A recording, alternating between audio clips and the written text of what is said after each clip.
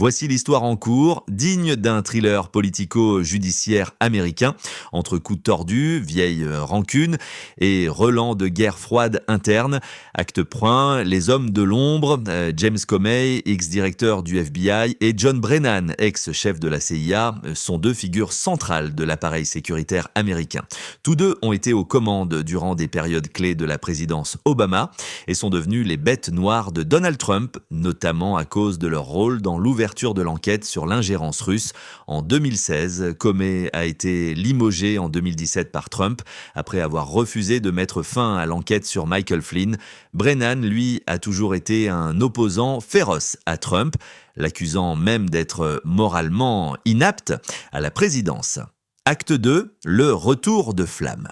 Depuis qu'il est de nouveau au cœur de l'actualité et peut-être à la conquête d'un second mandat, Donald Trump règle ses comptes.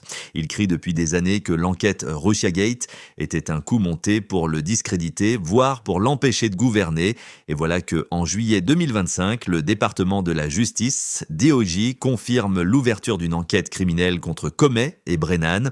Leurs témoignages passés au Congrès sont scrutés.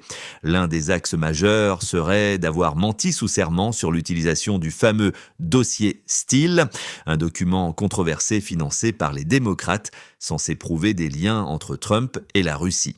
Brennan est soupçonné d'avoir modifié la version officielle pour minimiser le rôle de ce dossier dans l'évaluation du renseignement en 2017.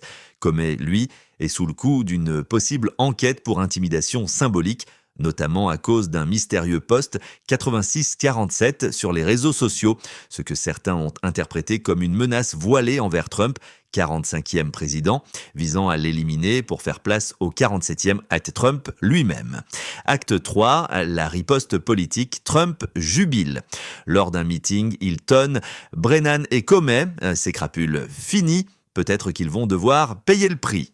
Dans le même temps, John Brennan apparaît à la télévision, calme mais agacé. « Je suis complètement dans le flou, je n'ai reçu aucun contact du FBI ou du DOJ, je n'ai rien à me reprocher. » Et Comey, silence radio, pas un mot depuis le début de l'affaire. Acte 4, ce qui se joue vraiment.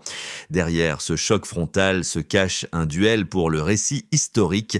Trump veut prouver qu'il a été victime d'un complot d'État profond, que le Russiagate était une fraude orchestrée par ses ennemis. Le camp Brennan-Comey, lui, défend l'idée qu'ils ont agi en patriotes face à des signaux inquiétants d'ingérence russe.